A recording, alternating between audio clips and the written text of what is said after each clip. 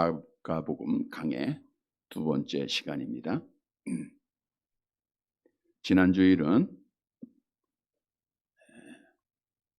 마가복음을 시작하면서 주의 길을 준비하는 자라고 하는 제목으로 말씀을 드렸습니다. 신약의 성도들은 예수님께서 약속대로 다시 오시는 주님을 준비하는 자들이 되어야 합니다. 왜냐하면 철저하게 준비해야 예수님께서 다시 이 땅에 오실 때 혼인잔치에 함께 참여할 수 있기 때문입니다. 그러면 주님의 오심을 어떻게 준비해야 하는가? 세례 요한이라고 하는 사람이 주님의 오심을 어떻게 준비했는가를 우리에게 본으로 보여주셨습니다. 먼저 세례 요한은 회개하라 천국이 가까웠느니라 복음을 전하면서 회개의 세례를 베풀면서 주님의 오심을 준비했습니다. 따라서 우리가 주님의 오심을 준비할진데 가장 먼저 해야 할 일은 복음을 전하는 겁니다. 왜냐하면 복음이 땅끝까지 전파되어야 우리 주님께서 이 땅에 다시 오시기 때문입니다. 또한 세례 요한은 광야 생활하면서 약대 토록과 가죽띠를 띠고 메뚜기와 석청을 먹으면서 주님의 오심을 준비했습니다. 마찬가지로 신약에 사는 성도들은 광야 생활을 해야 됩니다. 광야 생활은 하나님만 보면서 하나님과 교제하는 생활이요, 이 땅에 뿌리를 내리는 것이 아니라 하나님의 나라에 소망을 두고 생활하는 생활입니다. 따라서 우리는 광야 생활 가운데 주님과 영적 교제에 힘쓰고 천국을 소망하면서 믿음을 지키는 자들이 되어야 되겠죠? 세 번째로 세례 요한은 겸손하게 주님만 높이면서 주님의 오심을 준비했습니다. 세례 요한이 내 뒤에 오시는 자의 발끈을 풀기도 나는 감당하지 못하겠다라고 고백을 했죠. 자기 자신을 한없이 낮추고 당시에 많은 사람들이 세례 요한을 따랐지만 교만하지 않고 우리 주님을 높였습니다. 마찬가지로 주님의 오심을 준비하는 자들은 겸손해야 돼요. 내 자신은 낮아지고 우리 주님만을 높이는 삶을 살아야 됩니다. 입술의 찬양이 아니라 우리의 삶으로 우리 주님을 높이는, 우리 주님께 영광을 돌리는 삶으로 주님의 오심을 준비해야 됩니다. 이렇게 주님의 다시 오심을 잘 준비해서 우리 주님이 이 땅에 다시 오시는 그날, 주 예수여 어서 오시옵소서, 우리 다 함께 주님의 재림을 맞이하고 주님의 재림을 통해서 하나님께서 약속하신 천국에서 영생하는 복을 받는 사랑하는 성도들이 되시기를 다시 한번 주님의 이름으로 간절히 바랍니다. 여러분, 오늘은 삼위일체 하나님이라고 하는 주제를 가지고 말씀을 드리고자 합니다. 많이 어려운 주제이기에 여러분들이 정신을 차리고 또 성령 하나님께서 깨닫게 해주시는 귀한 은혜가 있게 되기를 바랍니다. 삼위일체 교리는 기독교에서 심장과 같은 중요한 교리입니다. 우리 사람에게 심장이 없으면 어떻게 돼요? 죽은 거죠? 기독교에서 삼위일체 교리가 없어지면 죽은 거예요. 기독교가 존재할 수가 없다는 거죠. 그런데 중요한 사실은 삼위일체 교리가 결코 인간의 어떤 말로도 설명할 수가 없다는 겁니다. 어떤 설명에도 이해가 할 수 없는 난해한 교리라고 하는 사실을 우리가 알아야 됩니다. 여러 가지 비유를 통해서 설명하고 있지만 다 부족한 설명들이에요. 따라서 칼빈 선생은 말하기를 삼위일체 교리는 성경이 말씀하고 있으므로 설명을 다 못하나 믿을 수밖에 없다라고 말을 했습니다. 우리 기독교는 무엇에 기초를 두고 있죠? 성경에. 성경에서 말씀하고 있기에 우리는 믿는 거예요. 물론 성경에 삼위일체라고 하는 말이 있을까요? 없을까요? 없어요. 그러나 성경에서 말씀하고 있는 하나님을 가장 합당하게 말할 수 있는 단어가 삼위일체라고 하는 단어입니다. 삼위라고 하는 것은 위라고 하는 게 영어로 person으로 인격을 말해요. 세 분의 인격이라는 거예요. 그것이 일체가 됐다고 하는 것은 하나가 되었다. 이 삼위일체는 영어로는 트리니티라고 하는데 이 단어는 라틴어의 트리니타스에서 온 거예요. 이 단어의 뜻은 하나인 셋, 셋인 하나 이런 뜻을 가지고 있어요. 한 분이신데 세 분이시고 세 분이신데 한 분이라는 거예요. 이걸 우리가 이해할 수가 없어요. 성경에서 말씀하고 있기에 믿는 거예요. 이런 믿음을 가지시기를 바랍니다. 성경은 분명히 하나님이 몇 분이라고 말씀하고 있죠? 우리가 믿고 있는 분은 유일신 하나님 한 분이세요. 볼까요? 에베소서 4장 6절. 같이 봅니다. 하나님도 한 분이시니 곧 만유의 아버지시라. 거기까지 볼게요. 하나님은 한 분이시라. 우리 기독교는 그래서 유일신입니다. 우리가 하늘님, 하느님, 다실론의 개념이 아니라 하나밖에 없는 신이기에 하나님이에요. 그래서 하느님, 하늘님은 다 틀려요. 하나님 하는 거예요. 왜? 유일신이니까. 그런데 이 하나님 안에는 삼위, 세 분의 하나님이 계시다는 거예요. 여러분이 성경을 읽다 보면 뜻을 이해하기 위해서 읽기 시작하다가 창세기 1장에서 막히는 단어가 있습니다. 어떤 말씀인가 하면 창세기 1장 26절의 말씀이죠. 같이 봅니다. 하나님이 이르시되 우리의 형상을 따라 우리의 모양대로 우리가 사람을 만들고 그들로 바다의 물고기와 하늘의 새와 가축과 온 땅과 땅에 기는 모든 것을 다스리게 하자 하시고. 자, 하나님은 몇 분이라고요? 한 분. 그러니까 뭐라고 해야 돼? 나의 형상을 따라 나의 모양대로 내가 사람을 만들고 이렇게 말씀하고 있으면 이해가 쉽게 되겠죠. 근데 성경은 뭐라고 말씀하고 있어요? 우리의 형상을 따라 우리의 모양대로 우리가 사람을 만들고 복수입니다. 엘로힘이라고 하는 히브리 원어에 하나님이라고 하는 단어도 남성 복수 어미가 붙어 있어요.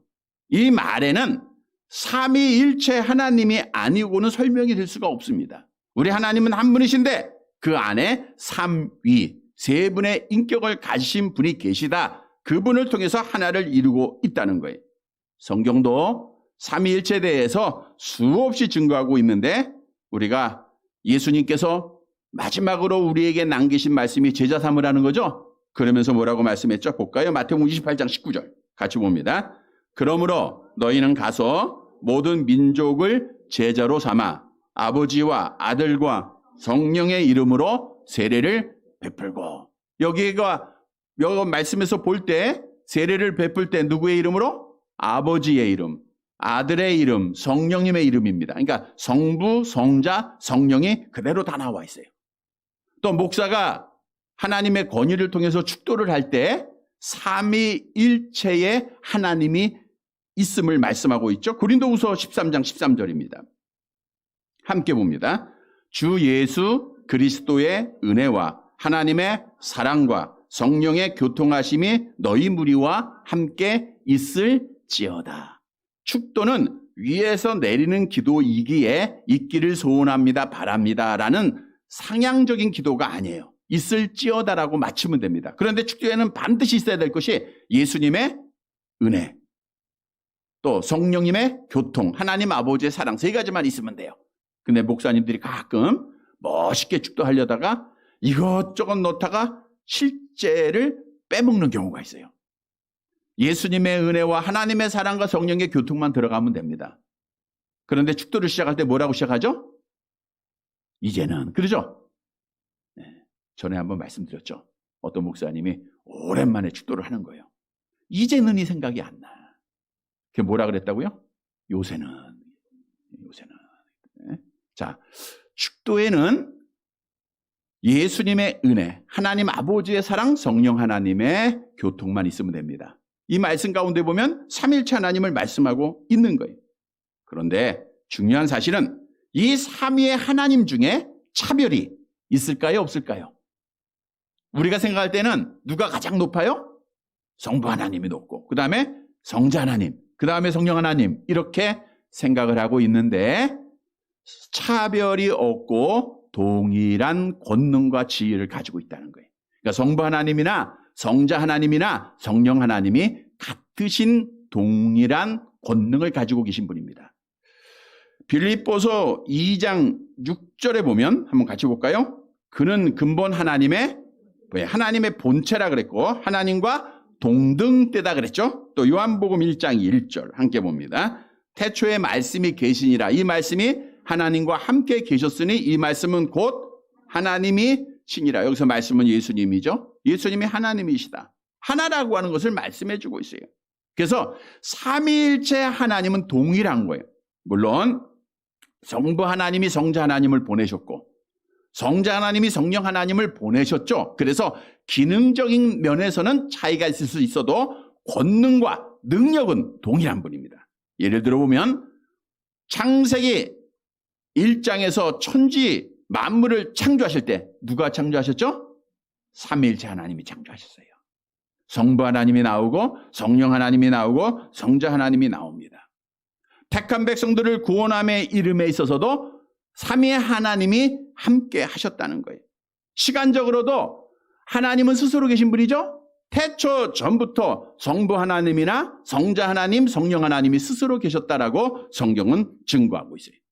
삼위일체 교리는 초대교회부터 수많은 논쟁이 있었습니다. 그러다가 서방교회가 381년 콘스탄티노플 종교회의에서 채택을 해요. 이 교리가 성경적이다. 그리고 이 교리를 어거스틴이라고 하는 사람이 완벽하게 체계를 세워놓습니다. 그래서 이 이후에 전통적인 기독교에서는 삼위일체론을 그대로 받아들이고 있어요. 그러나 이단들은 삼위일체를 부인하죠. 오늘날도 삼위일체를 부인하는 것은 기독교가 아닙니다. 그러니까 어떤 분은 이단에 있는 때죠. 기독교는 세 분의 하나님을 믿는 거다. 삼위일체 교리를 몰라서 그래요. 유대교도 성부 하나님만 하나님이에요. 성자 하나님, 성령 하나님을 안 믿어요. 이게 잘못된 종교다라는 것도 말씀하고 있는 거죠. 삼위일체 하나님을 바로 믿어야 돼요. 지금 우리가 신앙하고 있는 전통적인 교리는 수많은 종교회의를 통해서 결정된 사항입니다. 특히 우리 장로교회는 1648년 확정된 웨스트민스터 신앙 고백서와 대소요리 문답을 통해서 삼위일체 하나님을 그대로 신앙하고 있다고 하는 거예요. 그러면 신앙 고백서에는 하나님에 대해서 어떻게 정의하고 있는가? 우리 웨스트민스터 신앙 고백서 2장 1항의 말씀을 보겠습니다. 같이 봅니다.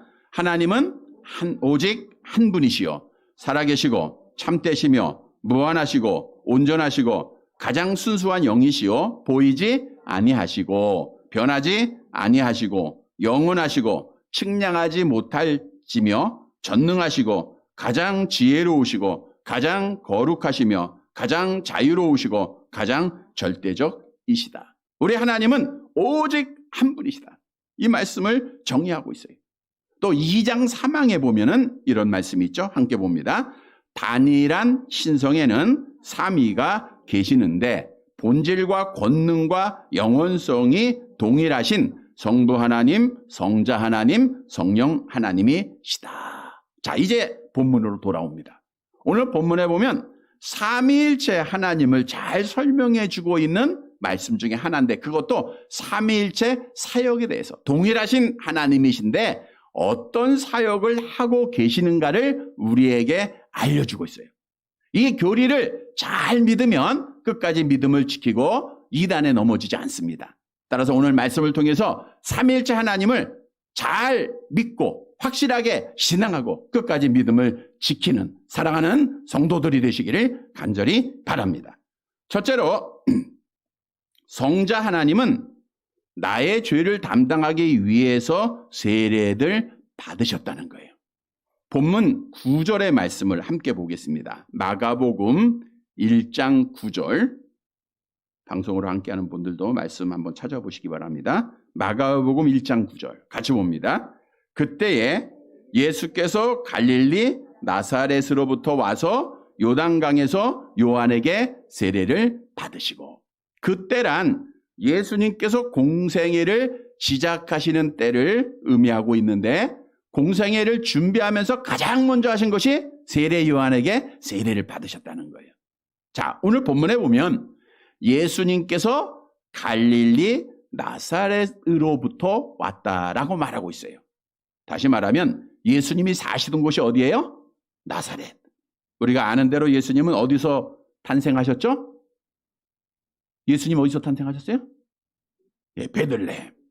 그럼 베들레헴이 고향이냐? 고향이 아니에요. 베들레헴에서 나신 건 맞아.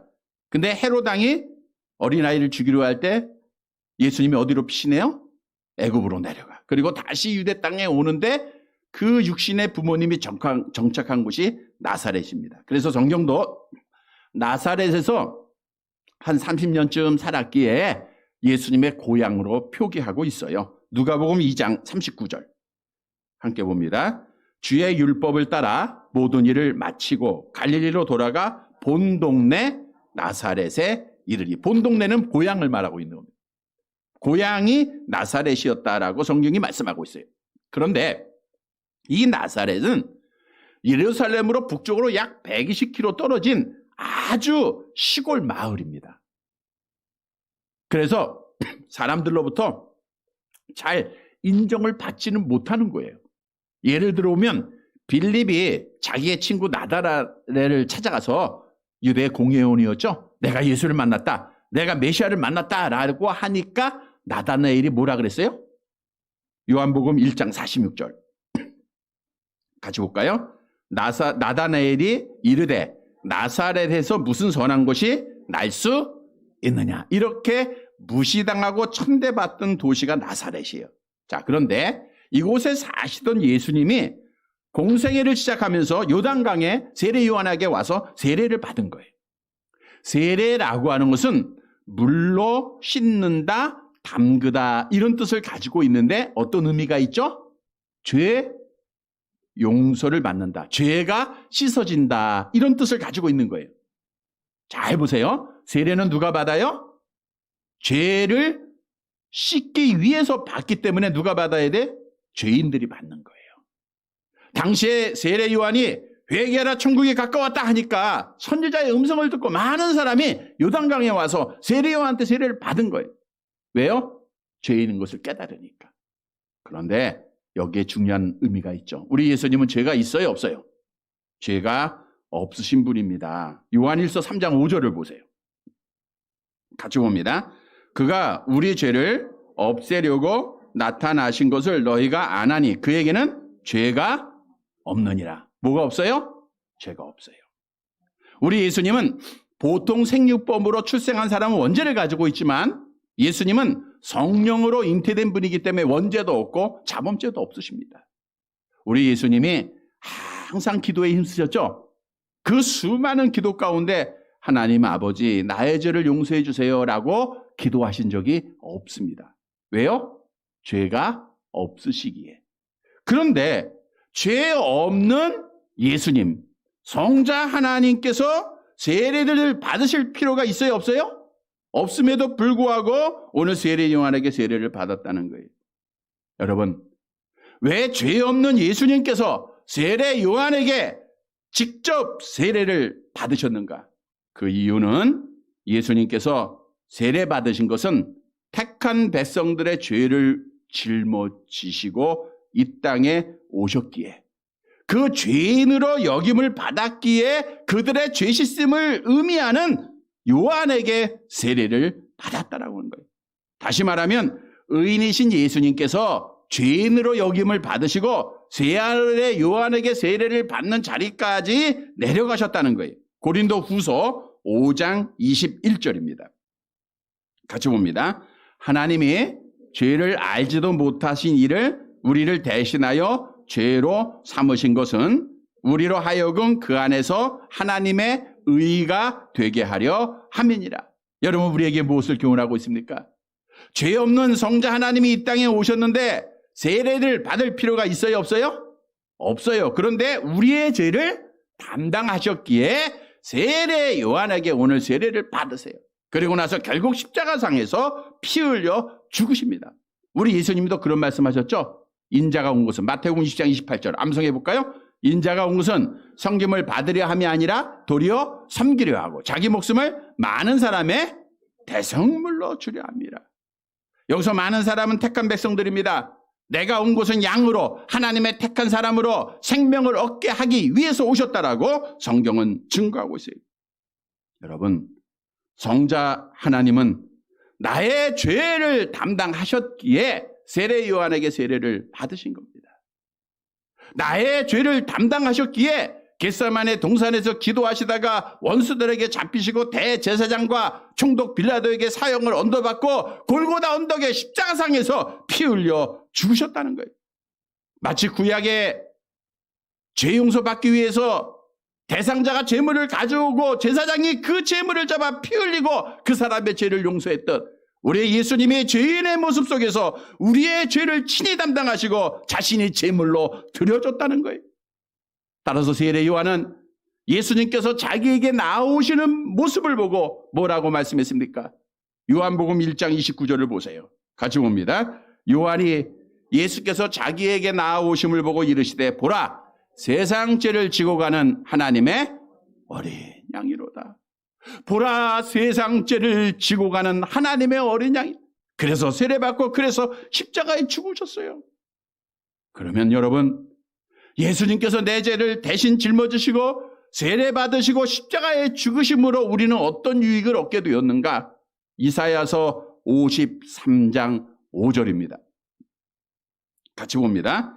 그가 찔림은 우리의 허물 때문이요 그가 상함은 우리의 죄악 때문이라. 그가 징계를 받음으로 우리는 평화를 누리고 그가 채찍에 맞음으로 우리는 나음을 받았도다. 에베소 1장 7절 계속 봅니다. 우리는 그리스도 안에서 그의 은혜의 풍성함을 따라 그의 피로 말미암아 속량 곧 제사함을 받았느니라. 예수님께서 내 죄를 대신하시고 세례받으시고 십자가에 죽으심으로 내 죄가 속량받았다고 하는 사실을 이 시간 믿으시기를 바랍니다. 여러분 얼마나 놀라운 은혜입니까? 내가 내 죄로 말미암아 죽어야 하는데 내가 하나님 앞에 심판받아 지옥에서 영원한 형벌을 받아야 되는데 예수님이 대신 나 때문에 세례받으시고 내 죄 때문에 십자가에서 피 흘려 죽으시고 나의 죄를 속량해 줬다는 거예요. 나를 구원해 줬다는 겁니다. 지옥 갈 날을 천국 가게 했다는 거예요. 지옥에서 영원히 고통받아야 할 날을 천국에서 영원한 복 받는 자로 삼아줬다는 거예요. 하나님의 놀라운 은혜입니다. 그러면 이 은혜를 받은 성도들 어떤 삶을 살아야 할까요? 고린도후서 5장 15절 같이 봅니다. 그가 모든 사람을 대신하여 죽으심은 살아있는 자들로 하여금 다시는 그들 자신을 위하여 살지 말고 오직 그들을 대신하여 죽었다가 다시 살아나신 이를 위하여 살게 함이라. 여러분 이제는 내 몸이 내 것이 아니고 누구 거예요? 우리 하나님 거예요. 내 시간이 내 것이 아니고 우리 주님의 것입니다. 내 재능이, 내 물질이, 내 집이, 내 건강이, 내 자녀가 내 것이 아니고 하나님의 것이에요. 그래서 오늘 성경은 말합니다. 너희 자신을 위하여 살지 말고 오직 그들을 대신하여 죽으시고 다시 살아나신 이 우리 성자 하나님을 위해서 살라는 거예요. 그래서 우리의 삶의 목적이 하나님을 영화롭게 하고 영원토록 그를 즐거워하는 겁니다. 성도 여러분, 성자 하나님은 죄가 없으신 분이에요. 그런데 하나님 아버지께로부터 보냄을 받아서 택한 백성들의 죄를 친히 다 담당하시고 십자가상에서 피 흘려 죽으심으로 우리의 구원을 완성시키셨습니다. 우리에게 구원의 소망을 주었습니다. 이 사실을 확신하고 이제는 나를 위해서 살지 말고 우리 주님을 위해서 살고 하나님의 영광을 위해서 살아가는 성도들이 되시기를 간절히 바랍니다. 두 번째로 성령 하나님은 나에게 예수께서 그리스도이심을 믿게 하셨습니다. 우리 예수님은 성자 하나님은 성부 하나님으로부터 보냄을 받아서 우리의 죄를 대속하시고 천국 가는 길을 다 완성시키셨어요. 예를 들어 보면 우리 죄인들은 하나님의 나라에 스스로 갈 수 있어요? 없어요? 없습니다. 천국 가는 고속도로를, 엘리베이터를 누가 만들어 놓으셨다고요? 누가 만드셨어요? 그러니까 하나님은 계획을 하시고 설계만 하셨고, 누가 오셔서 만드셨죠? 우리 예수님, 성자 하나님이 이제 만들어 놓으셨어요. 자, 그리고 성령 하나님은 뭘 하시는가? 보면 10절을 보세요. 10절. 마가복음 1장 10절 같이 봅니다. 곧 물에서 올라오실새 하늘이 갈라짐과 성령이 비둘기같이 자기에게 내려오심을 보시더니. 하늘이 갈라졌다. 신기한 사건이죠. 이것은 하나님께서 특별히 계시를 전달하는 한 방법으로 사용을 하신 거예요. 에스겔 선지자가 하나님으로부터 말씀을 받을 때 어떻게 했죠? 하늘이 열리죠. 에스겔서 1장 1절. 같이 봅니다. 내가 그발 강가 서로 잡힌 자 중에 있을 때 하늘이 열리며 하나님의 모습이 내게 보이니. 마찬가지로 예수님께서 세례를 받으시고 물 위에서 올라오는데 뭐가 열려요? 하늘이 열리면서 놀라운 일이 발생합니다. 성령이 비둘기같이 누구에게? 예수님에게 내려왔다는 거예요. 예수님에게 임하셨다는 거예요. 여기서 성령이 비둘기같이라고 하는 것은 성령이 비둘기다라는 걸 의미하는 게 아니고 확실하게 예수님의 앞에 그의 머리에 성령이 임하셨다고 하는 것을 말씀해 주고 있는 거예요. 마태복음 3장에서도 같은 내용을 증거하고 있죠. 3장 16절 함께 봅니다. 예수께서 세례를 받으시고 곧 물에서 올라오실새 하늘이 열리고 하나님의 성령이 비둘기같이 내려 자기 위에 임하심을 보시더니. 자, 그런데 성령을 받았다, 성령이 임했다라는 것은 뭘 의미하는가? 이사야서 61장 1절을 보세요. 중요한 말씀입니다. 같이 봅니다. 주 여호와여 영이 내게 내리셨으니 이는 여호와께서 내게 기름을 부으사 가난한 자에게 아름다운 소식을 전하게 하려 하심이라. 다시 말씀 보세요. 여호와의 영이 내게 내리셨다. 이는 여호와께서 뭐 하는 거예요? 기름을 부으셨다고 하는 겁니다. 즉 성부 하나님께서 성자 하나님을 보내십니다. 택한 백성들의 죄를 담당하고 세례를 받으시게 합니다. 물에서 올라오실 때 성령을 그에게 부어줬어요. 뭘 보는 거예요? 기름을 부어주셨다는 거예요. 자, 여기서 우리가 잘 알아야 돼요. 본래 성자 하나님은 창세 전부터 메시아, 즉 그리스도이었을까요? 아니었을까요? 메시아로 예정된 분이에요? 아니에요? 예정된 분이죠. 그래서 에베소 1장에 보면 창세전에 우리를 택할 때 누구 안에서 택하여? 그리스도 안에서 택하셨다 그랬죠. 그러니까 성자 하나님은 이미 메시아입니다. 이미 그리스도예요. 자, 그리스도라고 하는 뜻이 뭐죠? 기름 부음을 받은 자로 예수님, 즉 성자 하나님은 창세전부터 선지자여 제사장이여 왕이셨다는 거예요. 자, 그런데 당시의 사람들은 예수님이 메시아인지 그리스도인지 알아요, 몰라요? 모를 거 아니에요. 그러니까 하나님께서 세례를 받고 물에서 올라올 때 뭘 주세요? 성령으로 기름을 부어서 모든 사람들 앞에 예수께서 누구라고 하는 것? 메시아, 그리스도라고 하는 사실, 선지자, 제사장, 왕이라고 하는 사실을 선포하시고 확증해 주신 거예요. 아주 놀라운 사건입니다. 왜 성자 하나님이 선지자, 제사장, 왕의 직분을 가져야 하는가? 그것은 우리의 중보자가 되시기 때문입니다. 그러니까 중보자는 선지자, 제사장, 왕이 될 것을 성경은 말씀하고 있죠. 그래서 예수님이 기름 부음 받았다라는 것은 우리의 중보자가 되신다라는 건데 디모데전서 2장 5절. 디모데전서 2장 5절 같이 봅니다. 하나님은 한 분이시요 또 하나님과 사람 사이의 중보자도 한 분이시니 곧 사람이신 그리스도가 무슨 뜻이요? 기름 부음 받은 자, 성령이 임한 자, 선지자, 제사장, 왕, 예수라고 하는 사실을 말씀해 주고 있잖아요. 그런데 중요한 사실은 성령의 기름 부음을 받아 십자가에서 중보 사역을 마칩니다. 그러니까 천국 가는 길을 예를 들면 고속도로를 만드셨어요. 그리고 택한 백성들이 이제 하나님 앞에 나아갈 수 있는 중보자의 생을 다 마치셨어요. 마치시고 나시고 하나님의 나라로 올라가시면서 누구를 보내실 것을 약속하셨죠? 성령 보내실 것. 요한복음 14장 16절 같이 봅니다. 내가 아버지께 구하겠으니 그가 또 다른 보혜사를 너희에게 주사 영원토록 너희와 함께 있게 하리니. 보혜사 성령을 너희에게 보내줄 것을 약속을 하신 거예요. 그래서 오순절날 하나님의 약속을 믿고 기도하는 자들에게 성령이 임했고 그 성령을 받은 자들의 주님의 명령을 따라 복음을 전하여 우리에게까지 누가 임한 거예요? 성령이 임했다라는 거예요. 자, 그러면 성령 하나님이 이 땅에 오셔서 하신 일이 무엇인가를 우리가 알아야 돼. 한밤중에 니고데모가 예수님을 찾아왔죠.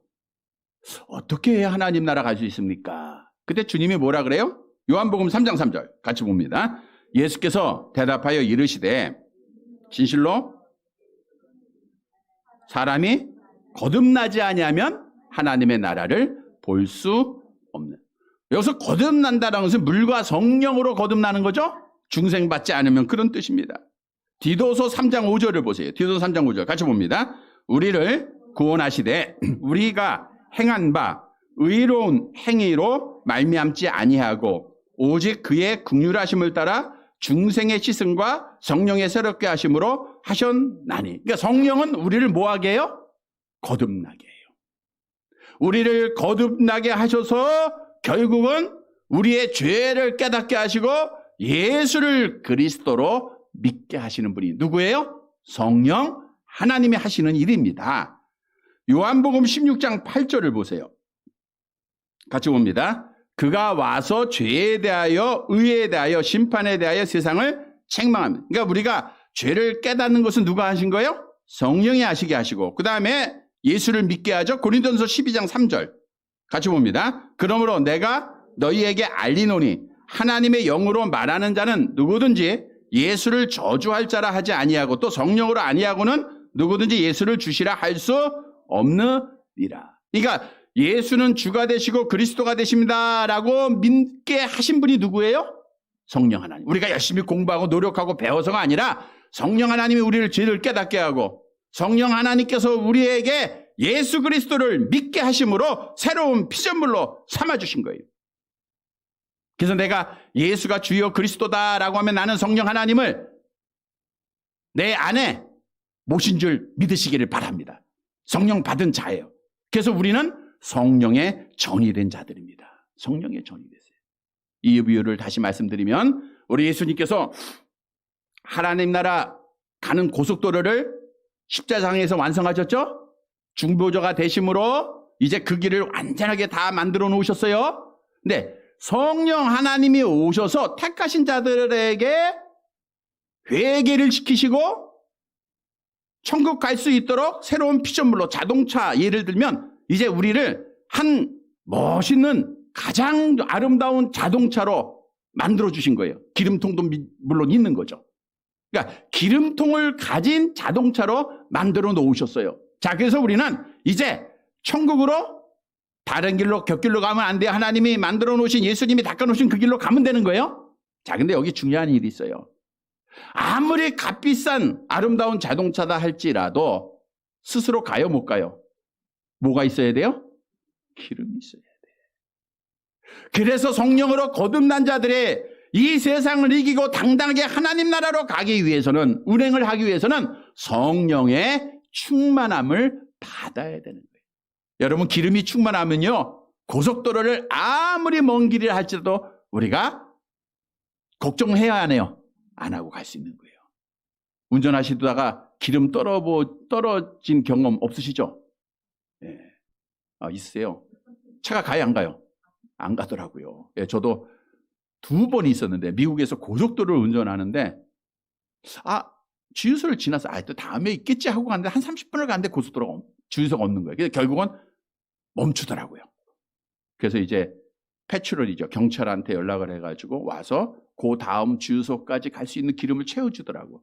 그 다음부터는 아이디어를 하나 얻은 게 있는데 미국 대륙 횡단할 때요. 시애틀에서 뉴욕까지 갈 때 일주일을 운전해서 가야 되는데 하루에 10시간씩. 주유소가 나오면 무조건 기름을 채우는 거예요. 아주 있는데요. 그러니까 마음이 편하고 든든한 거예요. 마찬가지입니다. 여러분, 하나님이 우리를 특별히 사랑하시고 독생자를 보내시기까지 우리를 사랑하시고 가장 아름답고 가장 좋은 차로 만들어 주셨는데, 그 안에 좋은 기름통을 만들어 줬는데, 그렇다고 하면 우리는 천국을 향하여 열심히 나아가야 돼요. 근데 왜 가지 못하느냐? 기름통에 기름이 펴 있어서 그래요.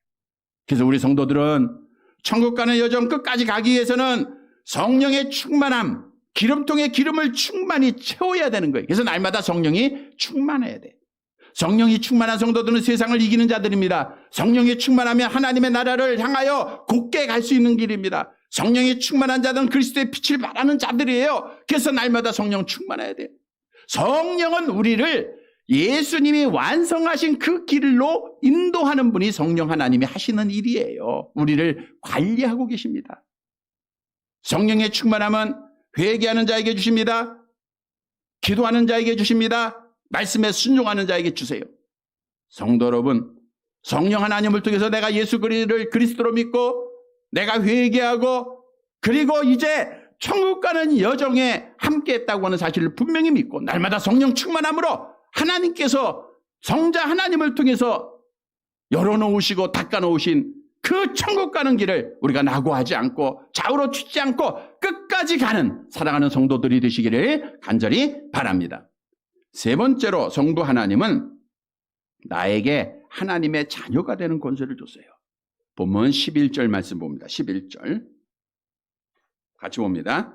하늘로부터 소리가 나기를 너는 내 사랑하는 아들이라 내가 너를 기뻐하노라 하시노라. 예수님이 성자 하나님의 세례를 받고 물에서 올라오실 때 성령이 임했죠? 그리고 성령의 임함으로 예수가 그리스도다 메시아라는 사실을 확증시켰어요. 그리고 하늘로부터 소리가 있습니다. 누가 소리한 거예요? 성부 하나님이 소리를 하세요. 뭐라고 소리하셨어요? 이는 내 사랑하는 아들이라 내 기뻐하는 자라.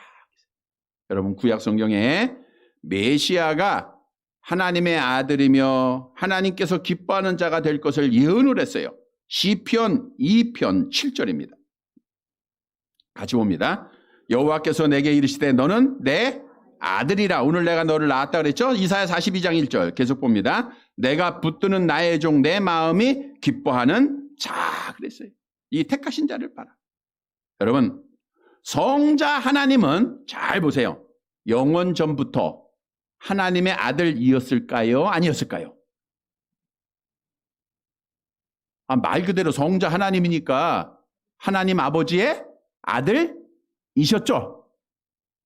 그런데 많이들 앞에서 기름 부으시고 메시아라고는 사실을 증거하실 뿐만 아니라 하나님 아버지가 인정해 주세요. 이는 내 사랑하는 뭐라? 아들이라. 그러니까 이제 사람들이 예수님이 하나님의 아들인 것을 알게 됐죠. 확증을 시켜준 거예요. 자, 여기서 우리에게 중요한 교훈을 주고 있는 겁니다. 여러분, 우리는 본래부터 하나님의 자녀였을까요? 아니었을까요? 예? 본래부터. 자, 중요한 질문이에요. 여기 보시고 정신 차리세요. 우리는 본래부터 창세 전부터 하나님의 자녀였을까요? 아니었을까요? 자녀였어요. 어떻게 알아요? 볼까요? 에베소 1장 4절 5절 같이 봅니다.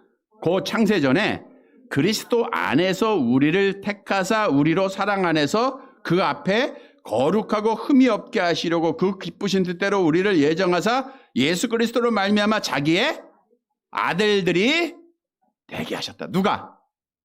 하나님 아버지께서.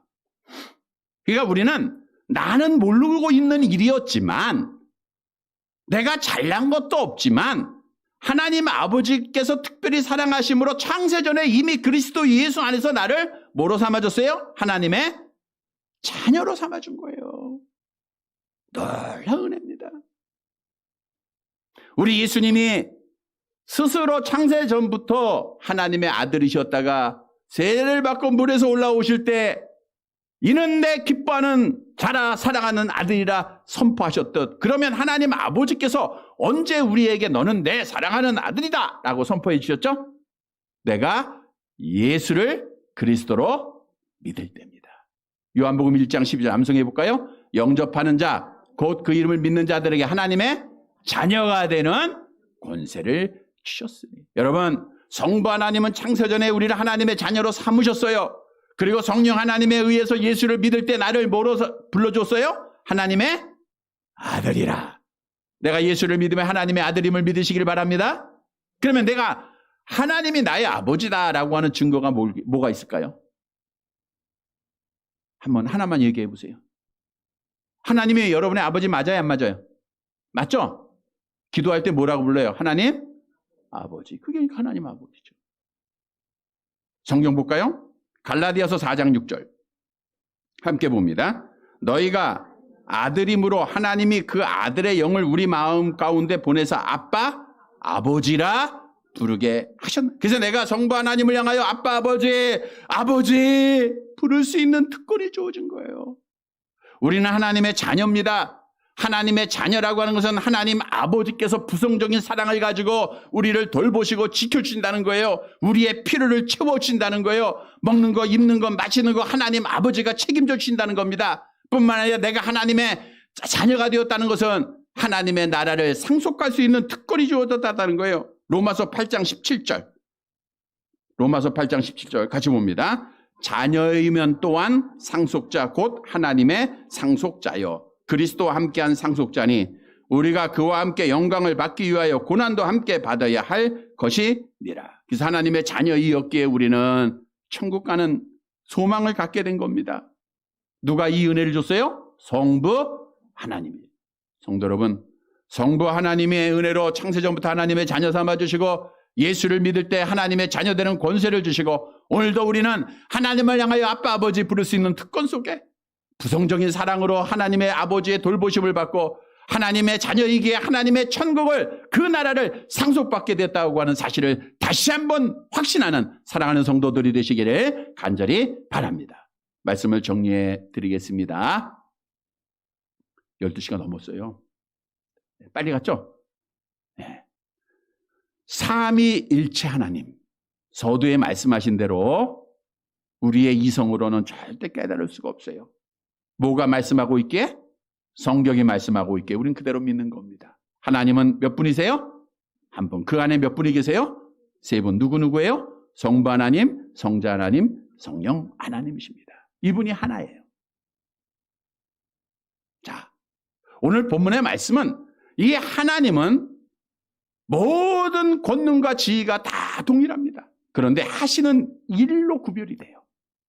성부 하나님은 설계를 하셨어요. 우리의 구원받은 백성을 예를 들면 창세전에 하나님의 자녀로 택하신 분은 누구예요? 성부 하나님이 하신 거예요. 성자 하나님은 그 설계대로 와서 집을 지으신 분이에요. 오셔서 고속도로를 다 닦으시고 죄를 담당하시고 십자가에 죽으심으로 그 길을 완성해 놓으신 분이에요. 그리고 하나님 나라 가셨어요. 그리고 누구를 보내줬어요? 성령 하나님이 오셔서 예수를 믿게 하심으로 그 길을 가게 하신 거예요. 그리고 하나님 아버지가 하나님의 자녀되는 권세도 준 거예요. 지금은 따라서 우리 안에 누가 계신 거예요? 엄밀하게 말하면 성령 하나님이 계시는 거예요. 우리 성령 하나님이 나를 끌어주시는 겁니다. 성도의 견인은 성령 하나님이 끌어주신다는 거예요. 언제까지? 하나님 나라 갈 때까지. 하시는 일로 구별이 될 뿐이지 지위와 권능은 동일하신 분이 삼위일체 하나님이십니다. 성도 여러분, 오늘 본문은 분명히 우리에게 증거하고 있어요. 성자 하나님은 나의 죄 때문에 세례받으시고 십자가에 죽으셨습니다. 성령 하나님은 나에게 참 믿음을 주셨습니다. 그리고 나를 지금 끌어주시고 성부 하나님은 나를 하나님의 자녀되는 권세를 줬어요. 놀라운 하나님의 은혜요 사랑이죠. 이 은혜 잊지 말아야 돼요. 이 사랑 잊지 말아야 됩니다. 사랑하는 성도 여러분, 이 은혜와 사랑을 확신하고 삼위일체 하나님을 바로 믿고 흔들리지 말고 끝까지 믿음 지켜서 마지막 날에 복받는 사랑하는 성도들이 되시기를 주님의 이름으로 간절히 바랍니다. 하나님 아버지, 성경에서 말씀하는 삼위일체 하나님을 이 시간도 다시 한번 우리에게 믿을 수 있도록 믿음을 주신 여호와 하나님을 찬양합니다. 하나님은 한 분이시요 그 하나님 안에 세 분의 하나님이 계심을 그리고 그분이 한 분이심을 알게 하셨사오니 하나님 삼일체 교리를 믿음으로 받아들이고 이 믿음 가운데 흔들리지 않고 끝까지 믿음을 지키는 사랑하는 성도들 되어지게 하옵소서. 그러나 하시는 일은 구별이 됩니다. 성자 하나님은 하나님 아버지의 보내심을 받아 우리의 죄를 담당하시고 세례요한에게 세례받으시고 십자가에 죽으시고 우리의 구원의 길을 완성해 주셨습니다. 성령 하나님은 성자 하나님의 보내심을 받아 우리에게 예수께서 그리스도이심을 믿게 하시고 천국 가는 길로 인도해 주셨습니다. 성부 하나님은 우리에게 하나님의 자녀되는 권세를 주셨습니다. 하나님, 그래서 우리가 하나님을 향하여 아빠 아버지라고 부를 수 있는 특권도 주시고 하나님의 부성적인 사랑 안에 보호하심을 받게 하셨습니다. 이 모든 것이 하나님의 놀라운 은혜요 사랑입니다. 하나님 이 사랑, 이 은혜 잊지 않고 이 사랑 가운데 날마다 감격하며 어떤 박해가 있어도 시험이 있어도 믿음 지키고 삼일체 하나님을 신앙하면서 천국에 다 함께 가는 사랑하는 성도들 되게 하옵소서. 예수님의 이름으로 기도드리옵나이다. 아멘.